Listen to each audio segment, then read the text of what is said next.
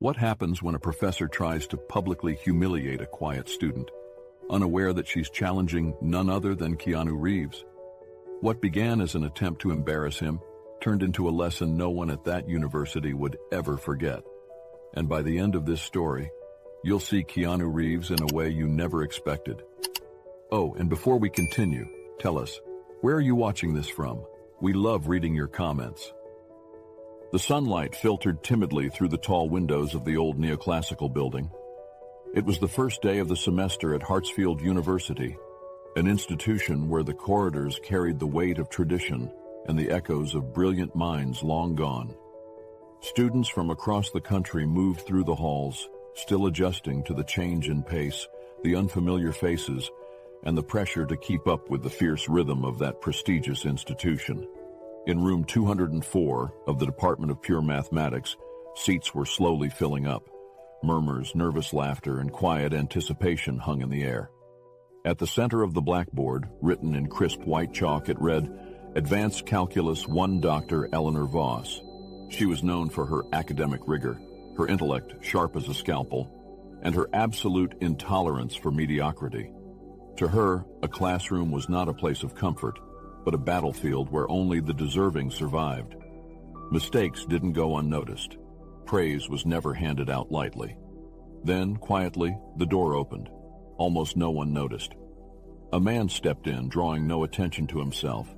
He wore dark jeans and a plain black shirt. Slightly tousled hair, sunglasses which he removed slowly, revealing focused eyes. He walked silently to the back of the room and took a seat. He looked older than the other students, carried a thick, worn-out black notebook. No laptop, no phone in sight. It was Keanu Reeves. A few students recognized him. There were some exchanged glances of surprise, but they respected his space. No whispering frenzy, just silent curiosity. What was he doing here? Was this for a film, a documentary, a role he was preparing for? But most of all, why did he look so genuinely interested? Before they could speculate, the door slammed shut, firm and final. Dr. Eleanor Voss entered with the presence of a commander stepping onto the field. She wore a tailored charcoal gray suit, flawless. Her heels clicked softly against the wooden floor. She walked to the front, turned to face the class, and for a moment, just stared at them. Her eyes scanned the room like a scanner slicing through layers of pretense. "Welcome to reality," she said at last, her voice firm and cold. "This is advanced calculus, and there's no room here for excuses, intellectual laziness, or empty arrogance." A heavy silence settled. At this university, meritocracy is our compass. I don't care if your father is a billionaire, if you came from a broken public school, or if you have millions of followers online. What matters here is what your mind can do with what you've learned. She paused, locking eyes with a student in the front row who quickly looked down, or what you're about to learn. Keanu sat silently, showing no reaction. His eyes fixed on her, not in defiance, but with the kind of quiet intensity that absorbs and analyzes. "Some of you think fame can replace effort," she continued, this time glancing toward the back of the room. "That the glow of cameras makes up for the lack of discipline. But in this classroom, there are no shortcuts. You stay if you prove you belong." The provocation was clear, carefully aimed. But Keanu didn't flinch, not a word, not a change in expression. He calmly turned the page of his notebook, as if the speech wasn't about him, or as if he'd heard it all before, in different forms, with different voices. Minutes passed. The lecture moved forward. But something was different in the air. A tension not born from complex content, but from a game of unspoken rules, a game of authority, of silence, of hidden brilliance. At the end of class, as students gathered their things, still processing the weight of her presence, Keanu remained seated, finishing a line in his notebook. Then he stood, calmly, walking toward the door with a quiet, almost invisible presence. And that's when she looked straight at him. For the first time, their eyes truly met. For a brief, charged second, they stood there, two worlds colliding. She, the embodiment of control, he, the living mystery. And what no one knew was that the quiet man sitting in the back of the room was about to change. Not just that class, but everyone's idea of what true knowledge really looks like. The next class came faster than anyone expected. Some students arrived early, as if something unspoken had been set in motion after that first encounter. The atmosphere wasn't just about calculus anymore, it was about witnessing something unfold, something unusual. Keanu arrived minutes before the class started. Again, he walked in quietly, notebook in hand, and took his place in the last row. This time, more students noticed. A few whispered to each other. One dared to glance back and then elbowed her friend. "He's back." He sat down slowly, crossed one leg over the other, and opened his notebook. Same seat, same calm. Dr. Eleanor Voss entered right on time. Never early, never late. "Let's not waste time," she said sharply. "I've reviewed your diagnostic exercises. Most of you need to understand something very basic. Memorizing formulas won't save you. You either understand math or you're just pretending to." Her tone was sharper than the day before, like a blade being polished with each word. Instead of diving into the day's theory, she veered off. "We live in a time where everyone thinks they have something important to say, that opinions are as valid as facts, that posting quotes online is the same as understanding the science behind them." She walked slowly across the room. "Mathematics doesn't care how famous you are, doesn't care how many movies you've made, doesn't care how adored you are outside these walls." She didn't say his name, she didn't need to. Then something unexpected happened. A hand rose in the back of the room. Keanu, calm, polite, almost reluctant. The room went still. Dr. Voss turned to him slowly, her face unreadable. "Yes?" He waited a second before speaking. His voice was calm, almost too soft, but clear. "I was just wondering why we're avoiding the actual content of the class. You said this course was about understanding mathematics, not ideology." The room held its breath. She smiled, but it wasn't kindness. It was the smile of someone preparing a verbal strike. "And what exactly qualifies you to question how I conduct my class, Mr. Reeves? Your resume in Hollywood? Your experience dodging bullets in slow motion?" The class chuckled nervously. Some lowered their eyes. The moment stung. But Keanu didn't flinch. "No, not that. I just believe mathematics isn't about opinion. It's a tool to describe the world as it is, to decode patterns we don't even realize are there." The tone in the room shifted. It wasn't just what he said, it was how he said it. Measured, precise. Like someone used to silence, but whose words carried weight when finally spoken. A student near the front whispered to herself. That didn't sound like an actor. Dr. Voss stood still. "Interesting," she said, voice flat. "But mathematics is more than pretty words, Mr. Reeves." "Agreed," he said simply. The silence that followed wasn't uncomfortable. It was charged. Something invisible but undeniable had changed. Some students began to look at Keanu differently. He wasn't just the actor. He was something else, something harder to define. And Dr. Voss felt it too. For the first time in a long while, she had been challenged. Not by arrogance, but by calm reason. Not by someone trying to impress, but by someone who didn't seem to care if he did or not. She cleared her throat, returning to the board. "Let's get back to it," she said. But her tone had changed. It was colder now, sharper, not because of what he said, but because of how unshaken he remained. She flew through examples, definitions, graphs, her voice slightly faster than usual. Keanu followed in silence, taking notes, writing not just what she said, but small derivations in the margins, as if preemptively exploring alternate paths she hadn't mentioned yet. As class neared its end, students were struggling to keep up.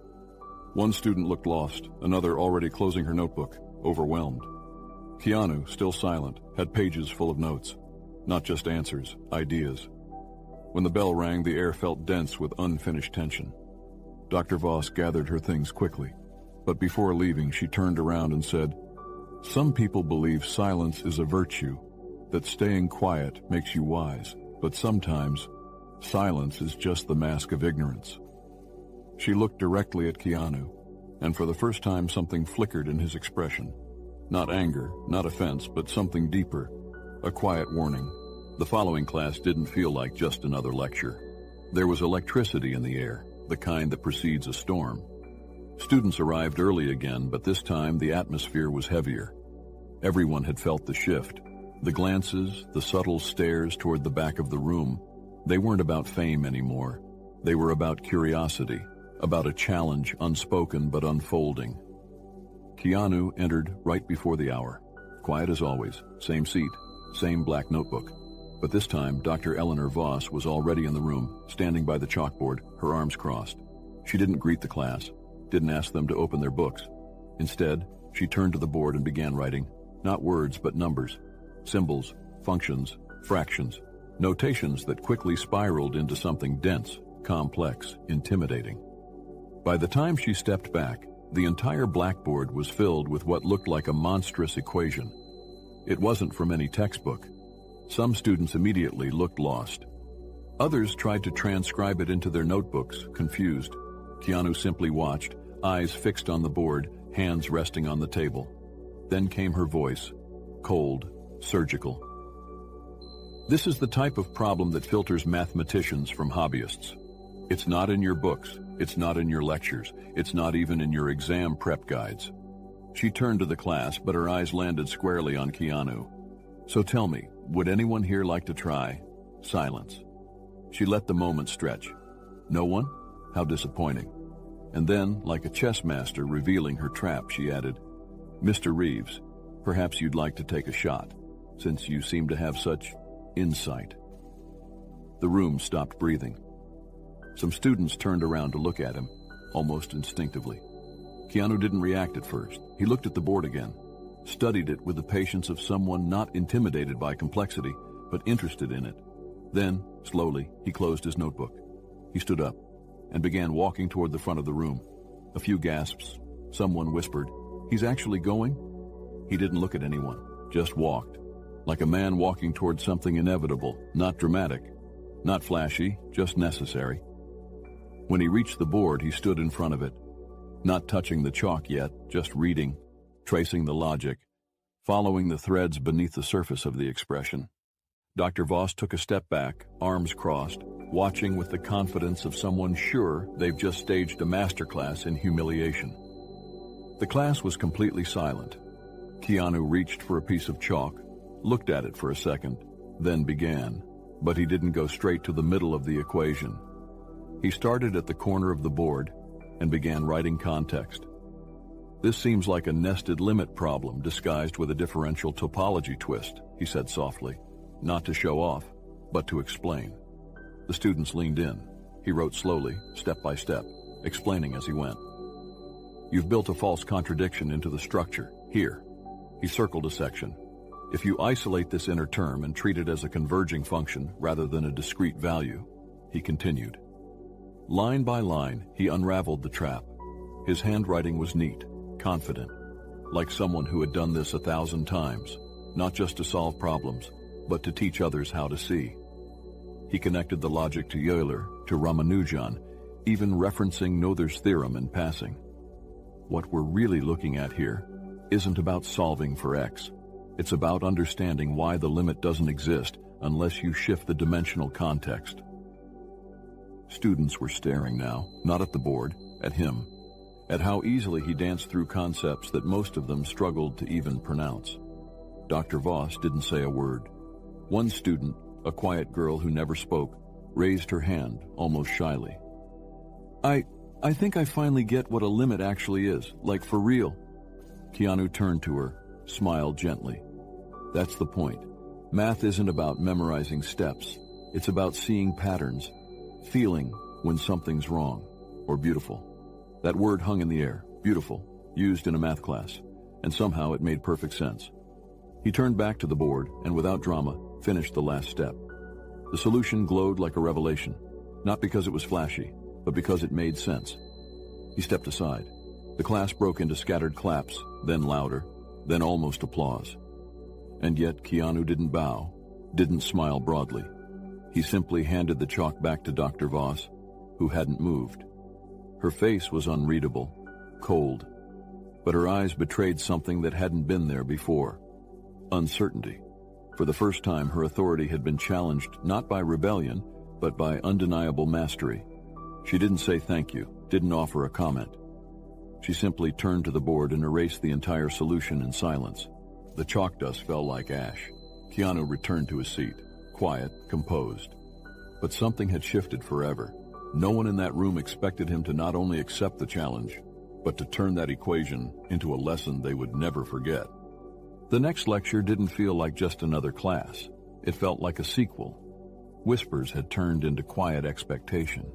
Students who barely stayed awake during lectures now arrived early, notebooks open, eyes sharp. And when Keanu Reeves walked in, calm, low-key, same notebook tucked under his arm, there was a hush of something like respect. He took his seat at the back as usual. No fanfare, just presence. The door opened. Dr. Eleanor Voss walked in with her usual poise, but her expression was tight, controlled, her steps a little sharper. She placed her materials down without a word and began writing immediately. No warm-up, no recap. Today we move to vector-valued functions and partial derivatives, she said, her tone flat, clipped. This isn't high school calculus. If you're not prepared, you'll fall behind. The warning wasn't subtle. Then, in the middle of her explanation, she stopped, turned slowly to the back of the room. Mr. Reeves, she said, since you've contributed so much, perhaps you'd like to walk us through the gradient of a scalar field. There it was, another challenge, but this time Keanu didn't hesitate. He stood, walked to the front, and picked up the chalk without drama, just calm intention. He looked at the board for a second, then began. Think of the gradient not just as direction, he said, writing a clean vector diagram, but as the path nature would take if it could move freely, like gravity or heat.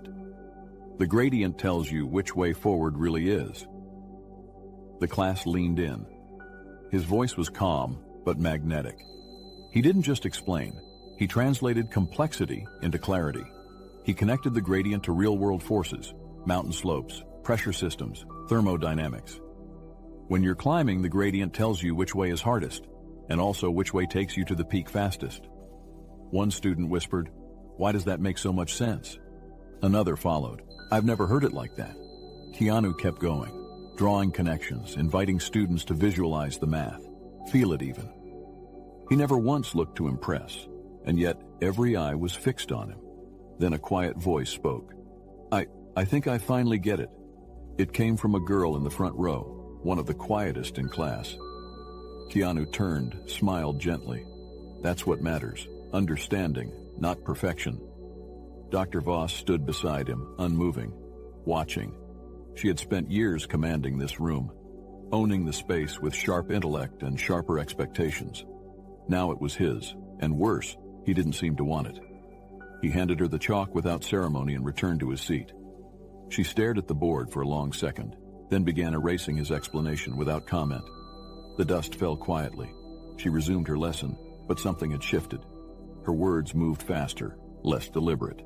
Students looked back toward Keanu, as if waiting for another translation. The magic was gone. Class ended early. When she left, her steps were fast, controlled, but her silence spoke volumes. As students gathered their things, one approached Keanu. "Do you tutor?" she asked, almost nervously. He blinked, surprised, then nodded. "After class works, I'll stay a bit if anyone wants help." A few more students hovered nearby, unsure, then joined. A group began forming, not around fame, around someone who made them feel smart, capable, seen. And Keanu? He offered his time without expectation, not to shine, just to help. Because for him, this was never about taking the spotlight. It was about sharing something that had always been his, now, quietly, becoming theirs too. And that moment would mark the beginning of a transformation far greater than any of them expected, including Keanu himself. Room 204 was full before the hour struck. Whispers had faded. Now it was silence, the kind that arrives before something important. Keanu Reeves was there, as always, in the back. Notebook open, calm posture. But the eyes were on him. For the first time, not because of fame. Dr. Eleanor Voss entered right on time. Impeccable posture, controlled expression, but something in her eyes was at war. She went straight to the point, writing a dense equation on the board. But in the middle of her explanation, she stopped, turned. "Mr. Reeves," she said with a controlled voice, "you seem to enjoy being the center of attention." The room froze. Keanu looked at her. No defensive reaction, just calm. "I'm just here to help," he replied. She took a step forward. "You're not faculty. You're not even a real student in this course. So tell me, why are you really here?" The accusation had been made. Keanu closed his notebook calmly. "Because I love math," he said, "and because I believe anyone can understand it, if someone's willing to teach." Some students exchanged glances. That was more than just an answer. It was a mirror. But Voss didn't back down. "Or maybe this is just your new stage, a role you're playing, the genius among commoners." He stood up, not in confrontation but with dignity. "You challenged me publicly. I responded, and students understood. Isn't that the point of teaching?" Silence. The door opened. The university dean walked in. The air grew heavier. "Heard this class has become dynamic," he said with a slight smile. "Mind if I watch?" Dr. Voss nodded stiffly. The class continued, but the tension remained, until Keanu raised his hand. "Would you allow me to present a second method for this problem? Side by side with yours. Not to compete, just to clarify." The proposal was clear and fair, but it was also an invitation to vulnerability. She hesitated, looked at the board, at the students, at the dean, and said, "No, this is my class. I don't share my board with outsiders." The murmuring was immediate, not of surprise, but of quiet disappointment. Keanu took a deep breath. "With respect, Professor, you challenged me in front of everyone, and now you're walking away from the same challenge." She turned. "Are you accusing me of cowardice?" "I'm saying, how we lead is how we're remembered." The phrase hung in the air like an unresolved equation. The dean watched her, saying nothing, because in that instant, everyone knew. The next choice would reveal who she truly was, and what she decided in that moment would expose not just her teaching, but her very character. The room was frozen. All eyes were on Dr. Voss. She gripped the chalk like it was the last thing she still controlled. The dean stood silently near the door, watching everything, saying nothing. Then her voice broke the silence. "Enough," she said, her voice trembling slightly. "I won't be humiliated in my own classroom." Keanu stood. No anger, no challenge, just calm. "No one's trying to humiliate you," he said gently. "We just want to learn. Isn't that what this room is for?" She stared at him. Her expression held anger, but beneath it, fear. Keanu walked toward the board slowly, respectfully. He reached out his hand. After a long pause, she handed him the chalk. He turned to the class. "Let me show you this same problem, but in a way you can see it, not just calculate it." And then he began. He used colors, simple shapes, visuals. He explained how the function moved, how it breathed, like the arc of a leaf falling through the air or a car gaining speed down a hill. Students leaned in, eyes wide, heads nodding. "Math isn't about ego," he continued. "It's a language. If someone doesn't understand, maybe we're not speaking it the right way yet." People began clapping, not politely, but genuinely. The energy shifted. More students filtered in through the open door, drawn by the buzz. Some sat on the floor, others stood along the walls, watching in silence. Keanu wrote the final step. Simple, clear. Then he turned back to the class. "Knowledge should never be used to measure who's better. It should be a bridge, so we can cross together." For a moment, silence. Then applause. Real, loud, emotional. The kind that comes not from performance, but from gratitude. Dr. Voss stood still, and though she didn't move, something inside her had. She was no longer just a teacher in that room. She was a witness. Keanu walked back to his seat in the last row, as if nothing had happened. And yet, everything had. The video of that class would spread across the university, and what happened in the days to come would create a legacy no one saw coming. Days passed, but room 204 hadn't been the same since. The video of Keanu's lesson, filmed quietly by a student in the second row, had gone viral inside the campus within hours. Not because of who he was, but because of what he did. It wasn't just about solving a problem. It was about making people feel capable again. The next lecture arrived with quiet tension. No one knew if Dr. Voss would even show up. She did. But something in her was different. Her posture was still upright, her voice still steady, but her eyes, they no longer scanned the room like a battlefield. She stood at the front for a long moment, then took a breath. "Before we begin," she said slowly, I want to acknowledge what happened last class. Everyone went silent. I made mistakes. I let pride get in the way of purpose. And I lost sight of what this classroom is really for. Eyes widened. Some students glanced at each other. Mr. Reeves, she looked toward the back. I want to thank you. Keanu nodded, humble as always. She stepped aside. Would you consider collaborating with me on future lessons? I believe there's something powerful in combining theory with the clarity you bring. The room was stunned. Keanu stood. Only if we do it together, he said. Not teacher and guest, just two people who care about understanding. She smiled, genuine. From that day on, something shifted. Their dynamic evolved. She taught the core theory, but allowed space for interpretation, examples, and storytelling. Keanu didn't dominate. He filled in the blanks. Students who had once failed began to thrive. Questions came more freely. Confidence grew. The university took notice. Soon, other departments began revisiting their teaching models. The math department updated part of its curriculum, integrating practical visualization, collaborative feedback, and student-led sessions. And Keanu? He never moved from the back row. He was never listed on faculty, never asked to be, but he showed up every class. And when a student struggled, he'd sit beside them, quietly, patiently, helping them see the shapes behind the numbers. One afternoon, a freshman lingered after class.